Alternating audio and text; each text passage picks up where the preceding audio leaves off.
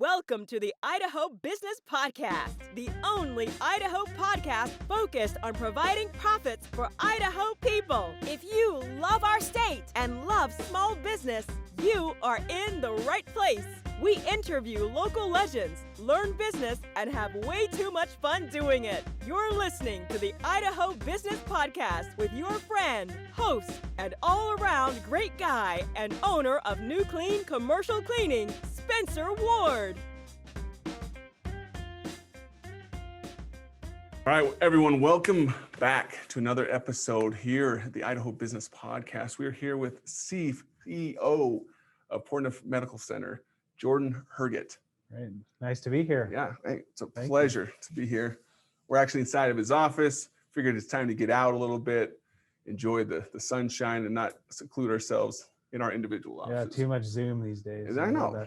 Even though we're recording on Zoom, it doesn't count as an official Zoom. That's right. I like it. So before we get into it, the Idaho Business Podcast, we're sponsored by Lookout Credit Union. These guys are a phenomenal group of people. They take care of their customers. They provide great service and great answers to their customers. So if you go into any of their branches from Burley all the way to Idaho Falls, and you open up a new account and you mention the podcast, you're going to get a free swag bag with your account filled with your t-shirts, all the good stuff. So if you want to know more, go to the idahobusinesspodcast.com and you'll see our sponsorship right there for Lookout Credit Union. And you can click on that page and make it happen. So Jordan, again, thank you for taking our calls. You know, most people don't take our calls. They see my name and they're just like, well, no. But no, it's good to be here with you and talking with you. I love it. For sure. I love it. So maybe let's start off, maybe a little introduction. You've been in California for some time now, but before you're in California, you led as COO. That's right. In Idaho Falls at Ermac. At Ermac. Yeah. And then you went on to Kaiser. I can't pronounce the last name again. Yeah, Kaiser Permanente. Permanente. Yeah, there that's you go. right. Kind of sounds like coffee brand almost, you know, just the Permanente, you know, it's nice. But so you led, you know, thousands of people over there and in the health administration fields. And you found yourself now back into Idaho. You've repented of your ways, got away from California. Yeah, I fled. Was one of the many. He's not one of those California's people though. So that's right. He's one of the good ones. Yeah. So you're coming to Pocatello. Now you're leading Portneuf here as the CEO, and you're making some great strides. But what made you decide to get into the medical field? Yeah, it's a great question. So I grew up in Calgary, Alberta, and so I feel like I'm a closer to Idaho boy than to California anyway. So I grew up in Calgary, Alberta, and my dad was a doctor. My grandma, my Nana, was a nurse actually. Oh. And so she was in the labor union up there and stuff. And so I kind of took inspiration from them on a day-to-day basis because I really saw the impact they had on lives, people's lives. And so ultimately that's what I wanted to do, is do something in the medical field. And the administrative side really interested me. So after my undergraduate degree, I went and got a master's in healthcare finance and administration, and basically have not been disappointed. I love this field. When I was going to college, I would come up to Jackson and Afton, Star Valley, kind of this area in Idaho, Targhee, and ski and do stuff in the summer. And I saw that little hospital in Jackson Hole, the St. John's Hospital, and said, I want to be the CEO of that hospital one day. That's awesome. And this is actually a better opportunity for me to be the CEO of Portneuf, but I can't believe here I am doing this.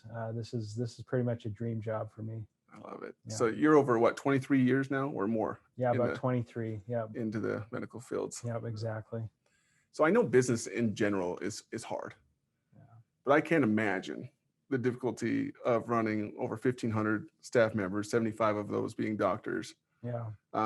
You've got the doctors count for like another 50. Yeah, I was gonna say, you got some highly educated people. You know, of course you are too. But how do you hire? You know, in a way that you guys have. What kind of culture do you guys have here that you have people just coming together as one team moving forward. Yeah, healthcare is such a unique industry, especially hospitals. We're not making widgets, or we're not selling T-shirts at the Gap. We're kind of a hospitality industry in a way, but you're talking about saving lives. And so every new employee orientation, I just did one on Monday, we talk about the diversity of backgrounds and skills that we bring. And if you're a patient at the hospital here, you might have contact with 60 to 75 different employees of different specialties, including doctors and everything. And so it is a really complex organization, one of the most complex in business. And so we look for people, who have a passion to provide healthcare to patients. One thing we do here, we start every meeting with what we call connect to purpose. So in other words, what's your why? Why are you here? Why do you show up to work every day? And there's, of course, money involved, and people want to earn an income. But I think part of it too is you want to show up and do what you can to help a life or a population or a family. And I think that's really what drives folks that work here and that get into the field. I love that. Okay, so it's interesting that you said it's kind of like a hospitality field, because it really is like, it's like a hotel on steroids in a way. Like people expect the same quality of a room as a hotel, food, but then you have all these different things that you're coordinating at the same time. That's it's very challenging, and there is a lot of work that goes into it. One of the things we measure that's part of our foundation of care is our service, and we call it patient experience. And we want to make sure that when patients come to our emergency department, when they come and they're admitted to the hospital, when they have a surgery, that they're satisfied, because they and their insurance companies are paying a lot of money to get that care. And for the most part, you don't really want to be at the hospital if you're delivering a baby or something like that, but accidents usually bring you here, or bad health. And so we just want to make sure that the patients, get over that feeling of vulnerability and uncertainty. And so that's really what we try to focus on. That's interesting. That's great. So, with all the years of experience in this field, what's one of the biggest, I used to say mistakes that people make, but a lot of people say, well, I view mistakes as learning experiences. So what's one of your biggest learning experience you've had in the 23 odd or more years that you've had in this field? Yeah, no, that's a good question too. I think early in my career, especially, I was trying to move up the ladder. So I was, a COO or even an assistant administrator, and wondering when I would get my first CEO job or what I could do next. And a few years ago, I kind of really took a step back and knew that the real value you can add is when you stay a place for a long time. You really want to finish projects and see your strategies through, as opposed to what's the next thing for me, what can I do next. So that's probably one thing that I've learned in my career is you want to see things through, you want to see your legacy happen and what big impacts you can have. So that, instead of moving on to the next thing, really focusing on the here and now. I like that. We see a lot of people just in business, like do what you said not to do in a way. They jump, trying to think they can climb the ladder, but there's power and consistency in staying where you're at. So you can't hear that, guys. It's Lifelike coming in. That's a pretty awesome site right now. That's right. But it's pretty cool. Yeah, Portneuf Air Rescue, they probably have a few flights a week, if not more, maybe sometimes per day. And so they're probably bringing in a trauma case from somewhere. On Memorial Day weekend, we had 27 trauma cases flown in here. Not all flown, but most of them were flown in. And, oh my goodness! And that was Memorial Day. So of course, each one of those is tragic, and hopefully we can avoid that. But the fact we can be here for the community is just really amazing, that we can help people and save their life. That's phenomenal. Yeah.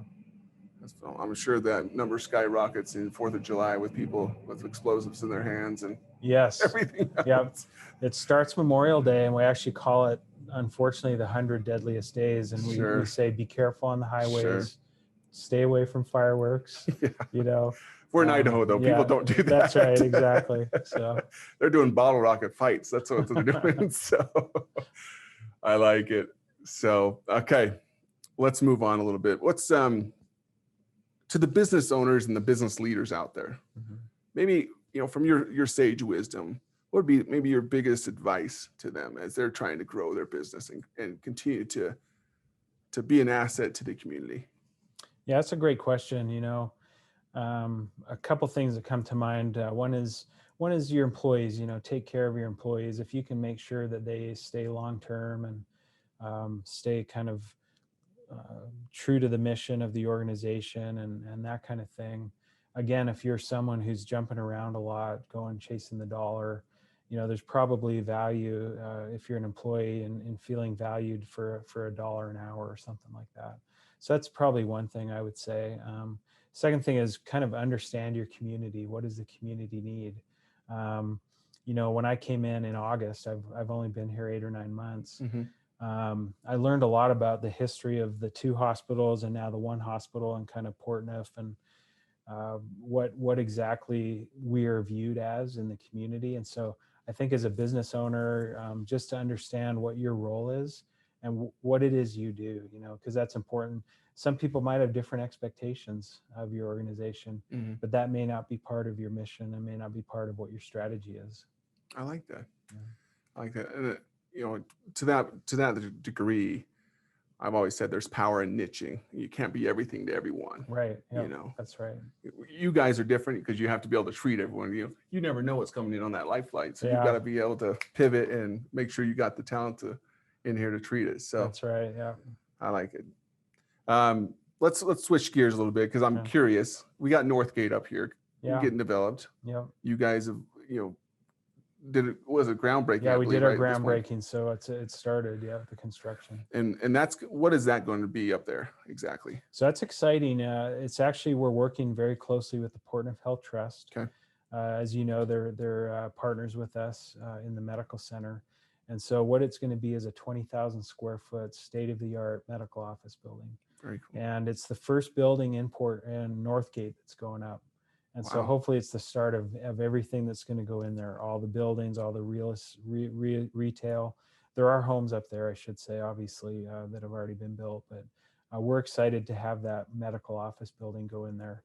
And that'll include primary care, occupational medicine, and urgent care. And so that's what we're targeting. And it's going to be the first of several buildings that we have there in our little plaza. We're calling it a medical plaza. Wow. Yeah. So we're excited about that. It's about 18 months out, to build the building, but it'll be state of the art and it'll be right there in Northgate. I love it. Yeah. What I also hear is you guys are providing more jobs in the community, which we need. Huge. You mentioned 1,500 employees. We're also recruiting more doctors. And so every time we recruit a doctor, that person, that physician, he or she needs medical assistants and nurses and mid-levels. And so, each one of those is probably 5 or 6 jobs in and of itself. And so, we're excited to be a real driver of economic growth in the community. So I work with, Mia Kate down at Bannock Development and work with the city and the county a lot. And we're looking at how we can make the community more friendly to employers and friendly to home buyers. We have a housing shortage right now. So I work closely with ISU as well on economic growth and how can we train those students to become good employees for us. I love it. Yeah. I love just to see these better jobs coming into our state, our county, especially being Pocatello. This is the Idaho Business Podcast. So we care about all of Idaho, but we're in Pocatello right now. But especially with the home prices skyrocketing right now, we need better paying jobs so people can afford those homes. That's right. Yeah, exactly. It's interesting. So, okay. Well, let's pivot here. Let's go into our lightning round as we kind of close this thing out for a minute. Great. But before that, the lightning round is sponsored by Sensations Day Spa. These guys are great. If you need your massage, after a tense day at the office, you need a massage, or your wife needs her mani-pedi, there you go. Great. You go over there, make it happen. If you're going to Mexico like I did last month, I was transparent. They spray tanned me and I looked halfway decent. So my wife still didn't like looking at me because I'm not in shape, but she's going to kill me for saying that, but it's okay. These guys are who you want to go see. So Sensations, go see them. They're in Twin Falls next to Gold's Gym and also in Pocatello by Gold's Gym. Soon they're going to have a promotion going. When you mention the podcast, they're going to give you some sweet deal. But stay tuned for that. But go and see them and go get your tan on or your manicure, whatever it is. So Awesome. Good. Jordan, what's maybe in the last, little bit, what's a maybe influential book that you've read or a software you've used or even a specific tool that you found helpful? Yeah, interesting. I love kind of nonfiction autobiographies. So I recently read a biography of Sir Richard Burton, English explorer, adventurer, author. So that was kind of cool, written by Fawn Brody. So I read that. Apps, I was thinking of financial apps. I recently signed up with Robinhood and Coinbase. Oh, yeah, I lost some money nice. with GameStop or whatever, but still, it's kind of interesting just to see how the technology's going nowadays to help you understand the stock market and things like that. So yeah, I dabble in the app Stash. Okay. Okay. Similar to that, but it's been fun. Good. Learning some things. So yeah, it's supposed to save me money, not cost me money, but we'll figure that out. Yeah, I made that mistake. I think it was right when I was married.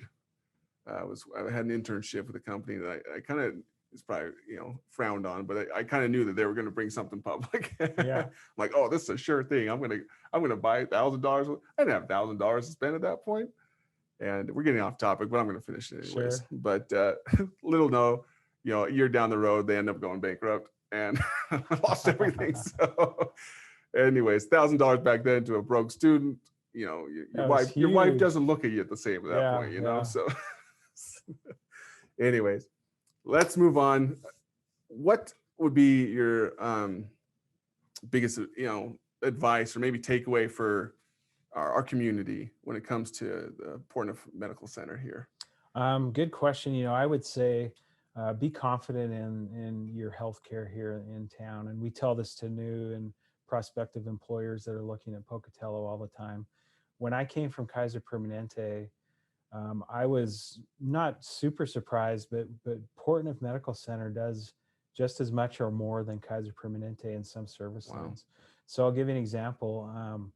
We deliver 23 and 24-week babies here and care for them in our NICU. And we were barely doing that at Kaiser Permanente when I left. Wow. So to have that being done here at Portneuf Medical Center is just amazing. And that goes for everything from orthopedic to cardiovascular to oncology care, and you can go down the line. But a lot of people feel like you need to go to the University of Utah or somewhere to get that high level of care, but it's right here. And being new here, I can say that kind of without bias, like I'm not trying to, stoke the flame or anything. It's a true statement. And I think people just need to look into that and ask those right questions. I would concur with that because it was about a year and a half ago. My mom came home from a cruise and she came home with like some issue and she just couldn't get better. So we went to the ER here. Mm-hmm. We went in and I can't remember the infectious disease doctor.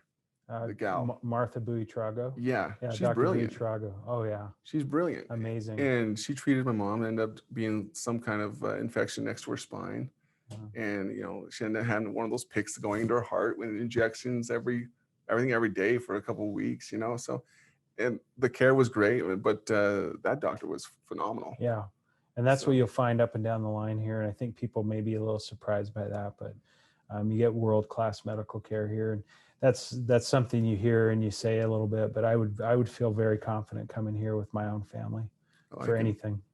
I like it. Well, all my kids were delivered here. So oh, good. You guys did a good job there. So at the very end, what's one question I didn't ask, but that I should have?